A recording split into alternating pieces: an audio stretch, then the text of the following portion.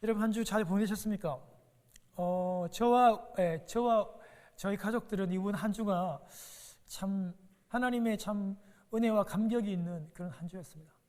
왜냐하면 갑자기 이제 한국에 계신 이제 저희 장모님, 저희 아내 우리 어머니 되시죠. 우리 교회도 한번 오셨는데 저희 장모님께서 심장마비로, 심정지로 그렇게 세상을 떠나신 게 아니고 심정지 상태가 오셔가지고 한 코마 상태로 한 4일 정도 계셨습니다. 제가 여러분들에게 기도 부탁을 해야 되는데 저도 너무 경황이 좀 없었고 제가 또 여러 가지 좀 그런 상황 가운데 우리 가족들이 또 기도하는 가운데 한 주를 보내게 됐습니다. 제가 이번 주 설교를 준비하면서 제가 하나님 이 나라에 대해서 설교를 준비하면서 저희 어머님께서 이제 이렇게 혼수 상태죠. 코마 상태에 있는 어머니 모습들을 또 많이 생각을 하게 되었고 좀 그동안에 한국 가셨을 때 미국에 꼭 놀러 오시라고 제가 몇 번이나 더 간절하게 얘기를 못했던 게 참 아쉽고 너무 안타깝더라고요. 근데 이제 감사하게도 하나님께서 또 은혜를 주셔가지고 4일 만에 그렇게 깨어나셨습니다. 의사들하고는 그동안에 너무 자가호흡을 하지 못한 상태가 너무 길어서 뇌나 장기에 많은 손상이 오셨을 것이라고 했는데 너무 감사하게도 지금까지는 정상적으로 이렇게 좀 많이 회복이 되셨습니다. 회복이 되셨는데 아직까지는 그 원인은 이렇게 발견하지 못한 가운데 있습니다. 제가 여러분 왜 이런 말씀을 드리냐면 우리는 하늘나라 그러면 자꾸 죽어서만 가는 나라라고 자꾸 생각합니다. 여러분 그게 한국적인 여러분 이 개념이고 생각이에요. 여러분. 저도 그렇게 배웠어요. 우리는 가난하게 살지만 우리는 힘들게 살지만 우리는 매 맞고 살지만 이 고통이 끝나면 이 죽으면 우리는 분명히 좋은 곳으로 갈 수 있다. 여러분 절대 틀린 말 아닙니다. 틀리지 않았습니다. 우리는 다 죽으면 다 천국 갑니다. 하늘나라 갑니다. 그럼에도 불구하고 우리가 죽어서 가는 하나님 나라만 생각하면 지금 살아가는 이 삶 자체가 굉장히 여러분 의미가 없어집니다. 그리고 굉장히 마음대로 사라지게 됩니다. 관심이 없어집니다. 여러분 죽어서만 가는 하늘나라, 여러분 얼마나 우리 그런 얘기를 많이 들었어요. 오늘 죽으면 당신은 하나님 나라에 갈 수 있습니까? 우리 전도하러 갈 때도 이런 말 엄청 많이 묻잖아요. 여러분 내가 죽어서 하나님 나라에 갈 수 있다고 하는 그 확신은 한 반 정도만 맞는 겁니다. 아니면 그거보다도 더 중요한 게 뭐냐면 예수님은 여러분 이 사복음서에서 죽어서 가는 하늘나라에 대해서는 거의 말씀하시지 않았어요. 천국과 지옥이 여러분 나오지만 예수님께서 말씀하신 하나님 나라는 죽어서 가는 하나님의 나라를 강조하시거나 말씀하시지는 않았어요. 여러분. 그 틀렸다는 말이 아니라 더 온전하게 알려고 하면 우리가 지금 예수 믿고 살아가는 이 삶 자체, 내가 예수를 믿고 내 삶 안으로 들어오신 예수 그리스도, 여러분 마태가 계속해서 마태복음에서 얘기하는 게 뭐냐면 하나님의 나라는 예수님이라고 얘기해요. 예수님 그 자체가 하나님 나라입니다. 여러분. 근데 그 예수 그리스도를 믿는 우리가 이 삶을 살아가면서 하나님의 나라를 누리고 경험하는 것, 이것이 죽어서 가는 하나님 나라와 함께 잘 합쳐져서 이루어갈 때 우리의 삶이 온전해질 수 있는 것입니다. 여러분 보통 비유라는 거는요, 여러분 이 비유라는 거는 보통 내가 설명하고자 하는 거를 더 쉽게 잘 설명하기 위해서 이 비유를 씁니다. 여러분 그렇죠? 뭐 선생님이나 교수님이나 우리 주일학교 선생님들이 비유를 듣는 이유는 한 가지입니다. 더 잘 설명하려고. 그런데 오늘 예수님께서 이 씨 뿌리는 비유를 말씀하시는 것은 정반대입니다. 예수님께서 씨 뿌리는 자의 비유를 말씀하시는 이유는 하나님 나라의 비밀을 감추려고 그랬습니다. 다른 비유와는 좀 달라요. 워낙 지금 예수님을 많은 사람들이 지금 따라다녀요. 왜 따라다니는 줄 알아요? 자기의 욕심을 이루려고 하는 거예요. 이 나라의 독립을 좀 이루어졌으면 좋겠다. 가난한 내가 좀 잘 살아봤으면 좋겠다, 나의 질병이 좀 고쳐졌으면 좋겠다 하고 자기의 다 고집을 가지고 예수님을 따르고 그 예수님을 따르면서 자기의 어떤 욕심들을 이루려고 하니까, 그런 사람들이 무리가 되어 오니까 예수님이 하나님 나라의 비밀을 오히려 비유로 말씀하시면서 그 비유를 감추십니다. 여러분, 오늘 우리 씨 뿌리는 비유는요, 제가 여기서 박 장로님, 한 장로님, 김희성 집사님 이렇게 불러서 이 자리에서 한번 비유를 한번 말씀해 보세요 해도 그냥 술술술 말씀할 정도로 너무나도 어릴 적부터 많이 듣고, 또 그리고 너무나도 잘 아는 씨 뿌리는 자의 비유, 씨의 비유, 사복음서에 다 나오는 그런 여러분 비유입니다.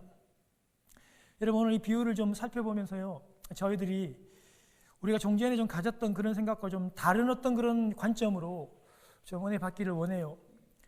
여러분, 예수님께서 죽으시고 부활하시고요, 남겨진 그 제자들이 예수님의 그 생애와 예수님의 사역에 대해서 한 가지 시각으로, 여러분 관점으로, 한 가지 관점으로 쓴 게 공간복음이잖아요. 마태, 마가, 누가 복음이잖아요, 그렇죠? 그런데 여러분, 마태는요, 우리 예수 그리스도가 누구신가? 라는 이런 질문에, 이런 관점으로 유대인들에게 자신의 간증이나 고백처럼 이 책을 씁니다. 여러분, 유대인들은 하나님이라고 하는 이름을 절대 여러분 부르지 않습니다. 여러분 아시죠? 너무나도 거룩한 하나님의 이름을 안 불러요. 그래서 하나님 나라, 천국이 하나님 나라인데 하나님이라고 말을 빼고 하늘나라라 이렇게 여러분 했어요. 그게 여러분 천국입니다. 그래서 여러분 오늘 마태복음에서 나오는 이 여러분 천국 하면 하나님 나라라고 생각하시면 됩니다.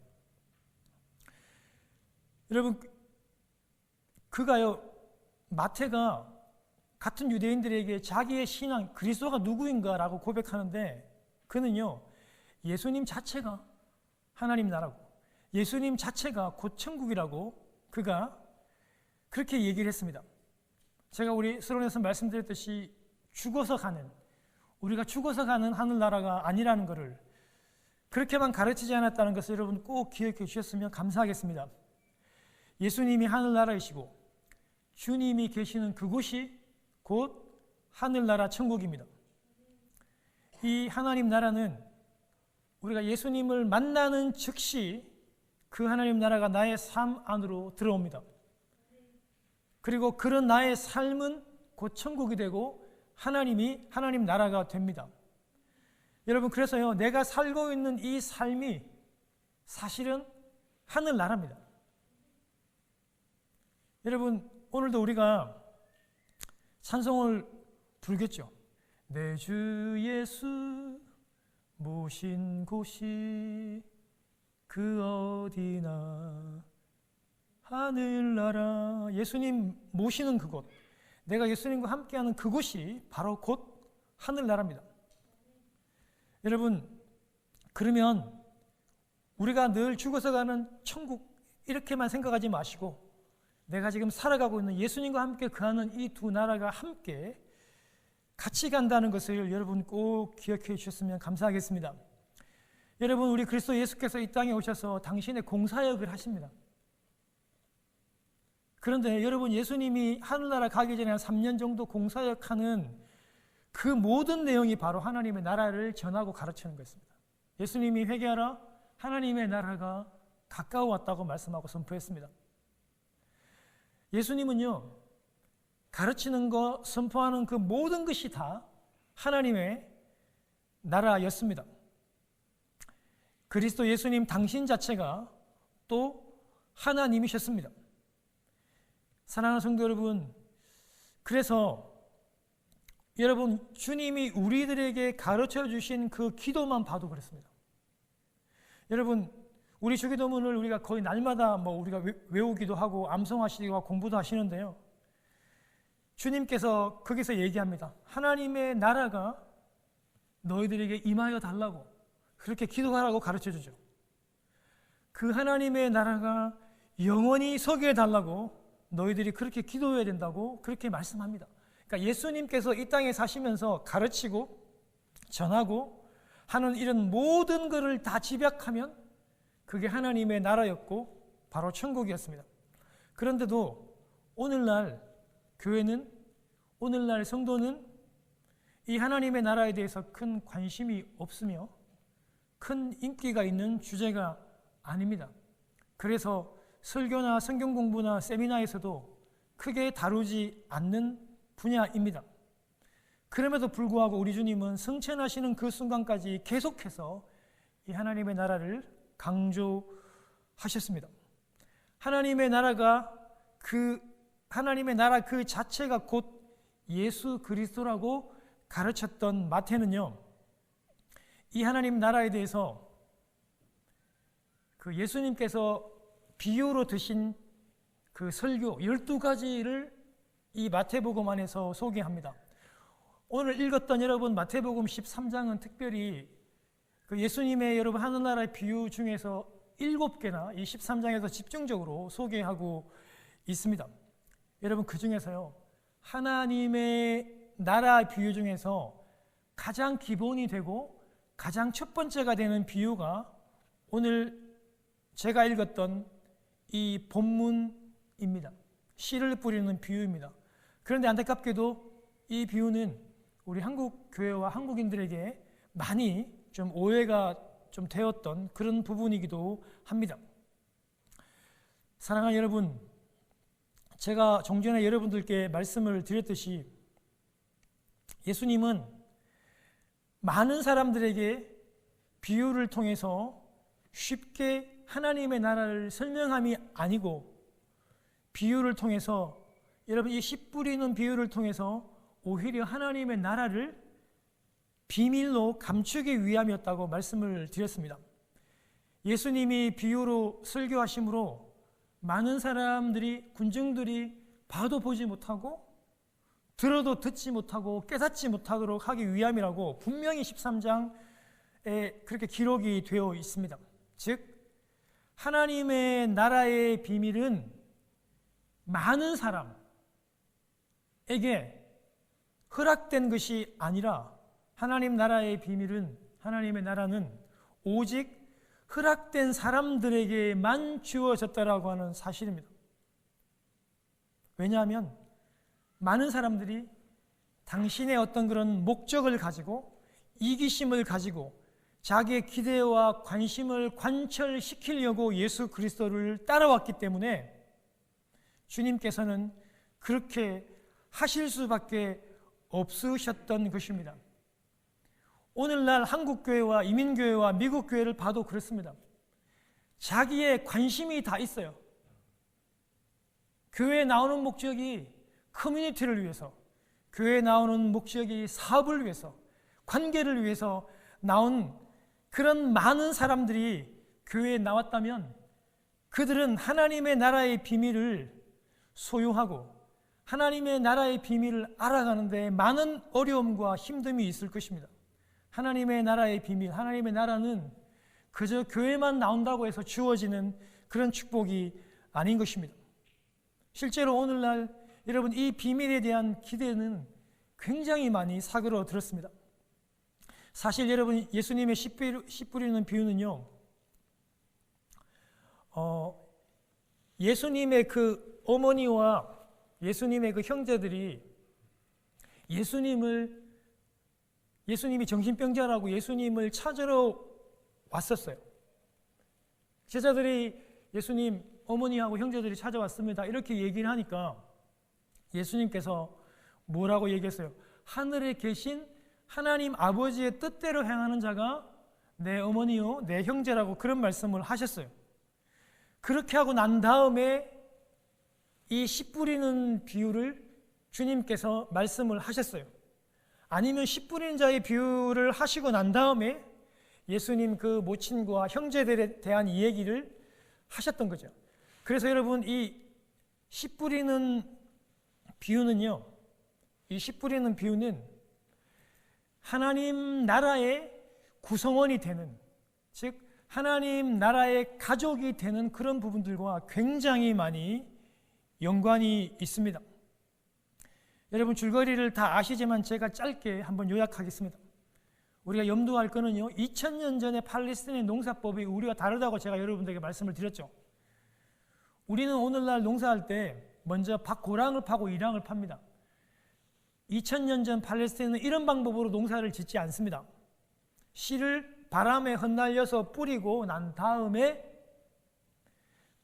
밭을 일구기 때문에 농부가 의도하지 않게 그 씨가 가시덤불 안에도 떨어질 수도 있고 의도하지 않게 사람으로 다니는 길에도 떨어질 수 있고 돌짝밭에도 떨어질 수 있는 것입니다. 여러분, 이것을 여러분들이 염두를 해 두셔야 돼요. 여러분, 농부가 막 일부러 여러분 찾아다니면서 가시덤불에 그렇게 여러분 뿌리는 농부는 없습니다.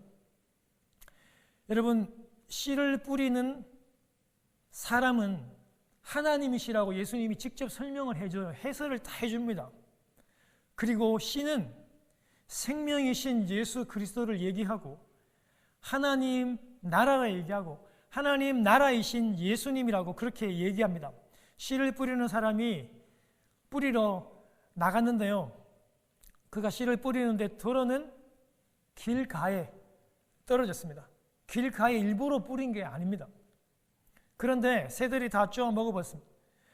하나님의 나라를 두고 말씀하시는, 이야기하는 그 말씀이 전해졌어요. 전해졌는데 그거를 깨닫지 못하기에 원수 마귀가 그 마음에 뿌린 씨앗을 다 거두어가고 다 빼앗아 가버렸다고 18절에 예수님이 그 해설을 딱 해주고 있습니다. 제 말이 아닙니다. 예수님이 그 해설을 해주고 계십니다. 그리고 또 어디 떨어진다고요? 들어는 흙이 많지 않는 돌짝밭에 떨어지는데 싹은 났어요. 싹은 곧 났지만 땅이 깊지 않아서 해가 뜨자 다 타버리고 뿌리가 없어서 말라버렸다고 얘기합니다. 말씀이 그 돌짝밭에 떨어지지만 처음에는 금방 일시적으로 기쁨으로 받아요. 그런데 이 말씀 때문에 환란이 와요. 말씀 때문에 박해가 일어나면 곧 걸려 넘어진다고 주님께서 그렇게 말씀했어요. 20절과 21절에. 들어는 가시덤불에 떨어졌는데 가시덤불이 자라서 그 기운을 막았다고 합니다. 여러분, 이 경우에도 말씀을 듣기는 들어요. 받기는 받아요. 그런데 세상의 염려와 재물의 유혹 때문에 그것이 말씀을 막아서 열매를 맺지 못하게 하는 그런 경우입니다. 그리고 마지막으로 들어는 좋은 땅, 한문으로는 옥토죠, 그렇죠? 좋은 땅에 떨어져서 열매를 맺었는데 여기서는 말씀을 듣고 깨달은 사람은요 100배 혹은 60배, 30배가 되었다고 그렇게 말씀하셨습니다. 우리가 다 잘 아는 줄거리입니다. 제가 누구에게 말씀을 부탁을 드려도 나오셔서 줄줄 외울 수 있는, 엎을 수 있는 그런 내용입니다. 그런데요, 우리가 이 말씀을 우리가 마음밭에 받았으니까 우리가 마음밭을 옥토로 바꾸어서 많은 열매를 맺자. 우리가 이런 식으로 아마 굉장히 많이 설교를 들어왔을 것입니다. 정말 결론이 아주 깔끔하죠. 굉장히 쉽죠. 그러니까 여러분, 우리가 이 말씀을, 이 비유를 우리 마음밭에 씨가 떨어졌으니까 우리의 마음밭을 좋은 밭으로 경작하자, 바꾸자, 일구자. 이렇게 여러분 결론을 아주 깔끔하게 우리가 굉장히 많이 들어왔어요. 여러분, 저도 그렇게 많이 듣고 저도 그렇게 많이 은혜를 받고 저도 그렇게 결단한 적이 있었던 것 같아요. 저도 그랬습니다. 그런데요, 여러분, 그런 의미로, 그런 해석으로 은혜 받기도 하겠지만, 그런데 예수님께서 하나님의 나라를 설명하시기 위해서 이 씨 뿌리는 자의 비유를 드시는 첫 번째 의도는요, 그거하고는 조금 다릅니다. 예수님은 무리에게 친절하게 잘 알아듣도록 설명하거나 설득하지 않았다고 제가 말씀을 드렸습니다. 반대입니다. 예수님은 비유를 들어서 하나님의 나라의 비유를 오히려 감췄습니다. 들어도 듣지도 못하고 깨닫지 못하도록 주님이 비유를 들어서 그렇게 얘기한다고 제자들에게 대답을 해 주었습니다. 여러분, 13절에 보면요, 보아도 보지 못하고 들어도 듣지 못하고 깨닫지 못하도록 그렇게 한다고 말씀하시면서 예수님이요, 이사야서 6장 9절 10절 말씀을 인용을 해옵니다. 거기 여러분 이사야서에 나와 있는 그 말씀이요, 이사야의 그 예언이 이 백성에게 성취되었다. 당시 하나님이 당신의 선지자들을 보내도 전혀 말씀을 듣지 않는 백성들에 대해서 이사야가 이렇게 적었습니다.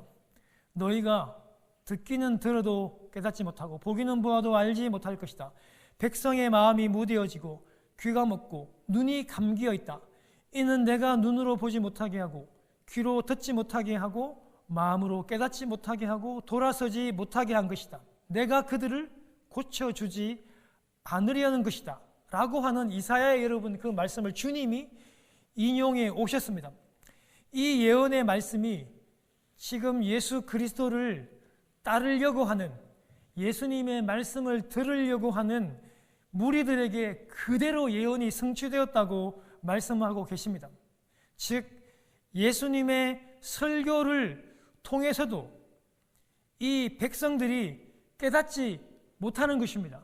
여러분, 목사가 아닙니다. 여러분, 우리 생명 대신 예수 그리스도가 지금 비유를 들어 설명을 해도 못 깨닫습니다. 하나님의 나라의 성격이 그런 성격을 가지고 있습니다. 즉 하나님의 나라, 예수님 그 자체, 말씀 그 자체가 사람들에게 선포되어지고 전해지더라도 모두가 다 듣고 돌아오는 게 아니라는 것입니다. 심지어 돌아오는 사람이 더 많습니까? 더 적습니까?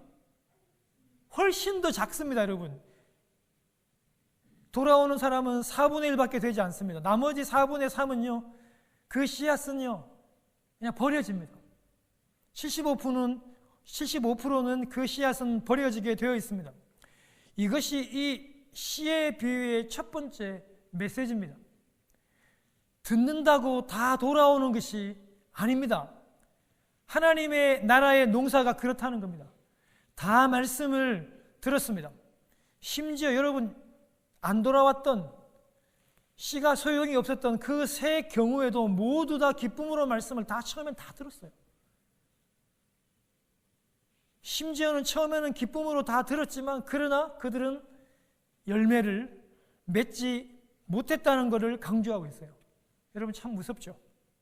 한편으로는 무섭기도 하고, 그러나 한편으로는 예수 그리스도를 믿고 오늘도 예배를 드리려고 이 자리에 나온 우리에게는 또 위로가 되는 말씀이기도 합니다. 하나님의 나라의 농사법은요, 효과에 있지 않습니다. 낭비되는 씨앗이 75%입니다. 4분의 3입니다. 이것은 세상의 관점으로, 농사의 관점으로는 매우 상식적이지 않으며 합리적이지도 않습니다. 이렇게 말이 되지 않는 것이 하나님의 나라의 비밀이며 하나님의 나라의 농사법입니다. 그래서 예수님께서는 세상에 지혜 있고 슬기로운 자들이 이해를 하지 못하며 순수한 어린아이 같은 자들에게 그 진리를 나타낸 것이 감사하다고 마태복음 11장 25절에 그렇게 말씀하신 일이 있습니다. 사랑하는 여러분, 우리 한국도요, 이 가운데 우리 계신 모든 분들이 아마 잘 알고 계실 거예요. 여러분 70년대, 80년대, 90년대는요 사람들이 교회로 몰려들었던 시기입니다. 그냥 십자가만 꽂으면 많은 분들이 교회로 오셨어요. 진짜로 은혜의 시대였습니다. 여러분 저도 80년대 대학을 다닐 때 전도 여행이라는 걸 갔습니다. 우리 선교단체에서 가면요, 여러분 그 시골 어디를 가더라도 많은 사람들이 결신합니다. 노방전도, 역전도, 캠퍼스 전도, 전도하는 곳마다 많은 결신자들이 예수를 믿겠다고 왔습니다. 정말 은혜의 시대였습니다. 그런데 여러분 지금 어떻습니까? 세상이 복음과 그리고 하나님의 나라를 배척하고 무시하고 떠나는 대표적인 현상이 지금 2020년도의 대표적인 현상입니다. 여러분 이것이 이상한 일입니까? 큰일 난 일입니까? 저는 그렇게 생각하지 않습니다. 어쩌면 이건 정상적인 일입니다. 우리 한국에 있는 70년대부터 90년대, 그때가 오히려 비정상적인 은혜의 시대였던 것입니다. 오늘날처럼 예수 믿는 사람이 배척을 당하고 복음이 무시당하고 교회가 여러 번 배척당하는 이것이 당연한 성경의 결과이고 당연한 것일지 모르겠습니다. 사랑하는 여러분, 그럼 이 비유에서는 하나님 나라의 성격이 그렇다면 그럼 소망이 그럼 없는 것입니까? 예수님이 그러면 그냥 비밀만 감추기만 하고 아무런 소망을 주지 않기 위해서, 낙심을 주기 위해서 그러면 비유를 말씀하셨을까요? 그것은 아닙니다. 여러분, 좋은 밭이 있습니다. 좋은 밭에서는요, 말씀이 떨어져 씨앗이 떨어서 좋은 밭에서는 이전보다도 훨씬 더 강력하고 풍성한 더 많은 열매를, 심지어 100배 그런 완전하고 완벽한 그런 100배의 열매를 얻기 때문입니다. 우리가 우리 노력으로 우리 마음대로 그 밭을 바꾸지는 못합니다. 여러분, 어떻게 밭 스스로가 그걸 경작하고 바꿀 수 있겠습니까? 우리가 우리 노력으로 마음대로 이 밭을 바꾸지는 못합니다. 내 열심과 내 열정으로 그렇게 못 바꾸지만, 그러나 우리가 기도하는 가운데, 말씀을 묵상하는 가운데, 예배하는 가운데 우리가 하나님께 소원을 두고 그렇게 기도할 수는 있습니다. 하나님, 우리를 불쌍히 여겨달라고, 하나님 우리를 긍휼히 여기셔서 주님이 친히 우리를 그 좋은 밭이 되도록 우리는 그렇게 기도할 수는 있습니다. 사랑하는 여러분, 길가밭, 돌짝밭, 가시밭이 따로 여기저기 있다고 생각하는 경우가 많이 있습니다. 때로는 나는 예수를 잘 믿으니까, 예수를 오래 믿었으니까 나는 좋은 밭이고, 예수를 믿지 않는, 아니면 교회 나와도 열심을 내지 않는 저분은 길가나 돌짝밭이나 가시밭이 아닌가, 이렇게 생각하는 경우가 저도 있었습니다. 여러분, 그런데 아닙니다. 그렇게 생각하시면 안 됩니다. 이렇게 여러분, 가시밭, 돌짝밭, 길가밭은 서로 이렇게 동떨어져서 나누어져 있는 그런 존재가 아닙니다. 왜냐하면 농부가 지금 의도적으로 일부러 따로 가서 그 밭에 가서 지금 가시덤불에 가서 뿌린 게 아닙니다. 농부는요, 지금 의도적으로 따로따로 떨어져서 씨를 뿌린 게 아니라 그는 지금 한 밭에서 씨를 뿌리고, 그가 밭 일항을 그렇게 개간했기 때문에 자연스럽게 길가밭과 돌짝밭과 가시밭이 나오게 되었기 때문입니다.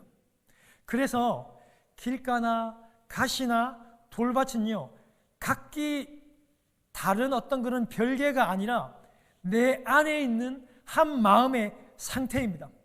다 내 마음 안에 들어있는 다 그런 상태라는 것입니다. 내 마음 안에 길가밭도 있고, 내 마음 안에 가시밭도 있으며, 내 마음 안에 돌밭과 좋은 밭도 다 존재합니다. 여러분, 우리가 예수를 믿다가 절망하거나 우리가 낙심할 때가 있잖아요. 그럴 때 우리는 하나님을 진지하게 인지하지 못합니다. 바라보지 못할 때가 많습니다. 그럴 때는요, 우리는 늘 근심 걱정만 했던 가시밭이 내 마음의 상태가 될 수 있다는 겁니다. 어떨 때는 우리 중고등부 시절 때 교회 다닐 때 하나님을 여러분 그렇게 인지하지 못합니다. 그냥 교회 재미로 다니고, 이성 친구를 쫓아다니고, 그냥 찬양이 좋아서 다니고, 그렇게 할 때가 많죠. 그럴 때는요, 우리가 돌짝밭이 될 수도 있습니다. 말씀이 수없이 우리 마음 밭에 들어오지만 전혀 그것을 느끼거나 인지하지 못할 때가 많다는 겁니다. 요즘의 상황 가운데서도 아마 여러분이 그것을 경험하실 수 있을 것입니다. 목사인 저도 그렇습니다. 저도 좌절하고 낙심하고 두려우면 제 마음밭이 그렇게 될 때가 많이 있습니다. 그렇지만 여러분, 우리에게 소망이 있는 것은요, 우리에게 소망이 있습니다. 그것은 우리 마음밭 안에도 좋은 밭이 있으며, 말씀의 이 씨앗인 예수 그리스도가 계속해서 우리 마음 밭에 뿌려진다는 것입니다. 여러분, 우리가 매일마다 우리 전 교인이 같이 큐티를 하지 않습니까? 큐티를 하는 가운데 여러분, 그 말씀의 씨앗이 우리 마음밭에 다 뿌려집니다. 우리 기도 가운데, 찬양 가운데, 예배 가운데 수없는 이 말씀이, 씨앗들이 하나님을 통해서, 성령을 통해서 우리 마음밭에 다 뿌려지게 됩니다. 그런데 그 누구는 그것을 인지하는 것이고, 기쁨으로 받는 것이고, 마음의 문을 여는 것이고, 또 어떤 분들은 염려와 근심과 좌절과 낙심으로 그것을 인지하지 못할 때도 있다는 사실입니다. 사랑하는 여러분, 하나님의 말씀의 씨앗은 끊임없이 우리의 마음밭에 뿌려질 것이기 때문에 우리에게는 소망이 있습니다. 사랑하는 여러분, 때가 차면 그 언젠가는 그 씨앗이 내 마음의 옥토의 밭에 떨어져 분명 내 삶이 변화되어 100배 완전한 열매를 맺는 날이 올 것입니다. 우리 스스로가 마음밭을 내 노력으로 바꿀 수는 없지만, 내 마음대로, 내 열정대로, 내 고집대로 바꿀 수는 없지만, 우리 하나님한테, 하나님께, 하나님 저를 좀 불쌍히 여겨달라고, 나를 좀 긍휼히 여겨달라고, 하나님 내 마음의 밭이 그 말씀을 받아들일 수 있는 그런 좋은 옥토가 될 수 있게 해달라고 우리는 그렇게 간구할 수 있는 것입니다. 사랑하는 성도 여러분, 제가 이제 앞으로 좀 남은 몇 주 동안 별 인기가 없는 이 하나님의 나라에 대해서 좀 몇 번 더 살펴보기를 원합니다. 여러분, 많은 분들이 저한테 목사님은 지금 죽으면 천국 가십니까? 라고 물어보는 사람들이 있습니다. 당연하죠. 저는 지금이라도 죽으면 천국에 갈 수 있습니다. 그런데 저에게 있어서 가장 큰 싸움이고 가장 큰 어려움이고 날마다의 고민은 매일 이 목사의 삶 가운데서 하나님의 나라가 끊임없이 주님과 함께 이루어지느냐, 함께 가느냐, 그것이 매일 저는 삶 가운데서 고민입니다. 쉽지는 않습니다. 쉽지는 않지만, 그러나 주 예수 그리스도를 모시고 있는 저는 분명히 그 하나님의 나라가 제 마음속에 있다고 확신합니다. 사랑하는 성도 여러분, 그 하나님의 나라를 이번 한 주간 동안도 세상에서 누리시고 또 느끼시고 교제하시고 그 기쁨의 풍성한 열매를 가지고 돌아오시는 여러분 되시기를 주님의 이름으로 축원합니다.